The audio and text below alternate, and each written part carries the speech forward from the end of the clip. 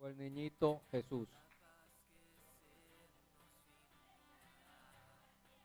el Salvador. Pero para nuestra tradición, vemos que el niñito Jesús es el que está en un pesebre. Cuando armamos en la casa, que armamos el pesebre, ahí está una imagen que generalmente de yeso que ponemos ahí en ese pesebre de paja junto a José, María, sus padres. eh, Decimos los tres reyes magos que están ahí. También por tradición ponemos burritos, ovejitas, cabras, cebras, cochinitos, tiburoncitos, cuanto animalito tengamos en la casa que esté por allí, lo agarramos y lo ponemos ahí que se vea bonito, ¿no? Tiranosaurio, fíjate, un tiranosaurio en un pesebre, ¿no? Cuando animalito se recoge, lo ponemos ahí que se vea bonito y se armó el pesebre. Pero para nosotros va un poco más allá. En el Evangelio de San Mateo, en el capítulo 1, del versículo 18 al 25, nos relata la historia de cómo fue el nacimiento de Jesús. Y dice lo siguiente: el nacimiento de Jesús el Cristo fue así. Su madre, María, estaba comprometida para casarse con José, pero antes de unirse a él, resultó que estaba encinta por obra del Espíritu Santo. Como José, su esposo, era un hombre justo y no quería exponer la vergüenza pública, resolvió divorciarse de ella en secreto. Pero cuando él estaba considerando hacerlo, se le apareció en sueños un ángel del Señor y le dijo: José, hijo de David, no temas recibir a María por esposa, porque ella ha concebido por obra del Espíritu Santo. Dará a luz un hijo y le pondrás por nombre Jesús, porque él salvará a su pueblo de sus pecados. Todo esto sucedió para que se cumpliera lo que el Señor había dicho por medio del profeta: la Virgen concebirá y dará a luz un hijo, y lo llamarás Emmanuel, que significa Dios con nosotros. Cuando José se despertó, hizo lo que el ángel del Señor le había mandado y recibió a María por esposa. Pero no tuvo relaciones conyugales con ella hasta que dio a luz un hijo, a quien le puso por nombre Jesús. Y así, este niñito de ese pesebre empezó a crecer. Y lo menciona nuevamente la Biblia en el Evangelio de Lucas, en el capítulo 2, versículos del 41 al 45, al 51. Nos dice la Biblia lo siguiente de Jesús. Dice así: los padres de Jesús, el niño Jesús en el templo, es el título. Los padres de Jesús subían todos los años a Jerusalén para la fiesta de la Pascua. Cuando cumplió 12 años, fueron allá, según era la costumbre. Terminada la fiesta, emprendieron el viaje de regreso. Pero el niño Jesús se había quedado en Jerusalén, sin que sus padres se dieran cuenta. Ellos, pensando que él estaba entre el grupo de viajeros, hicieron un día de camino mientras los buscaban entre los parientes y conocidos. Al no encontrarlo, volvieron a Jerusalén en busca de él. Al cabo de 3 días lo encontraron en el templo, sentado entre los maestros, escuchándolos y haciéndoles preguntas. Todo lo que oían se asombraban de su inteligencia y de sus respuestas. Cuando lo vieron sus padres se quedaron admirados. Hijo, ¿por qué te has portado así con nosotros?, le dijo su madre. Mira que tu padre y yo hemos estado buscándote angustiados. ¿Por qué me buscan? ¿No sabían que tengo que estar en la casa de mi padre?, contestó Jesús. Pero ellos no entendieron lo que le decía. Así que Jesús bajó con sus padres a Nazaret y vivió sujeto a ellos. Pero su madre conservaba todas estas cosas en el corazón. Jesús siguió creciendo en sabiduría y en estatura, y cada vez más gozaba del favor de Dios y de toda la gente. Se perdió Jesús, se quedó ahí, y los papás buscándolo un día de camino, y cuando iban después de un día de camino se dieron cuenta que Jesús no estaba ahí. Y dice la Biblia que los padres estaban angustiados. Se les perdió el muchachito de 12 años. Se pueden imaginar, ¿no?, la angustia de los padres, y vinieron y seguro lo regañaron y seguro le dieron una reprenda y quizás le darían hasta su disciplina por haberse perdido y haberse quedado ahí. Pero María conservaba en el corazón lo que Jesús le había dicho. Y luego nuevamente lo mencionan otra vez en Lucas 3, del 21 al 22, cuando Jesús ya se está bautizando. De los 12 años a los 30 años no tenemos registro de la vida de Jesús en la Biblia.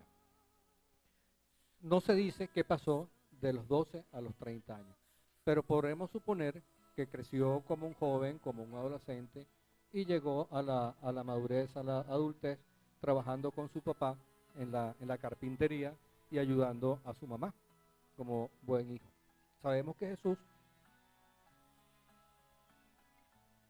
también tuvo otros hermanos. Y Lucas 3:21 al 22 nos dice lo siguiente. Un día en que todos acudían a Juan para que los bautizara, Jesús fue bautizado también, y mientras oraba, se abrió el cielo y el Espíritu Santo bajó sobre él en forma de paloma. Entonces oyó una voz del cielo que decía: tú eres mi Hijo amado, estoy muy complacido contigo.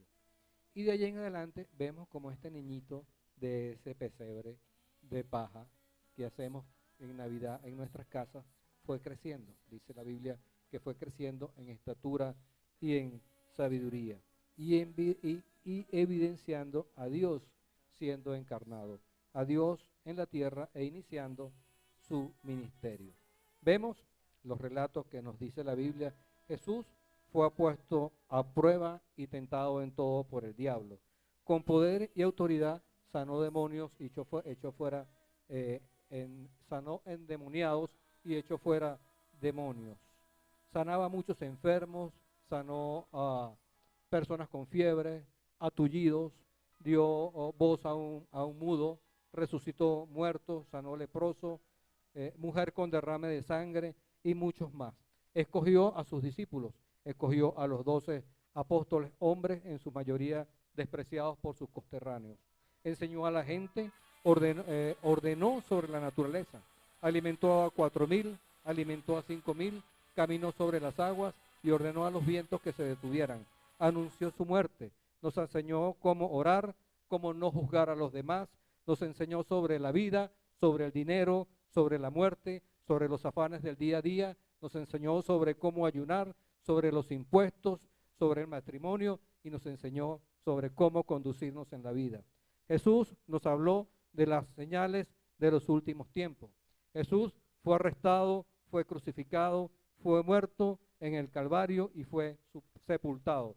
Jesús resucitó de entre los muertos y dice la Biblia que se le apareció a sus discípulos y a más de 500 personas al mismo tiempo. Y ahora se encuentra sentado a la diestra del Padre intercediendo por ti y por mí, intercediendo por cada uno de nosotros. Por él se dividió la historia en dos, antes de Cristo y después de Cristo. Muchos llevan su nombre, muchos se llaman Jesús, haciéndole honor a su nombre, aunque pocos realmente hacen honor a este hombre. Muchas ciudades fueron fundadas y llevan su nombre también. Fue objeto de grandes obras artísticas. El Cristo Corcovado, que está en Río de Janeiro, las obras que pintó Da Vinci, La Última Cena, el Cristo resucitado y otros más. Y hasta el día de hoy ha sido el hombre más influyente en la humanidad, en la historia. Ha creado controversias, ha habido grupos y personas tratando de desmontar la vida y la existencia de Jesús y todos los milagros que Jesús hizo. Y no lo han podido demostrar al día de hoy.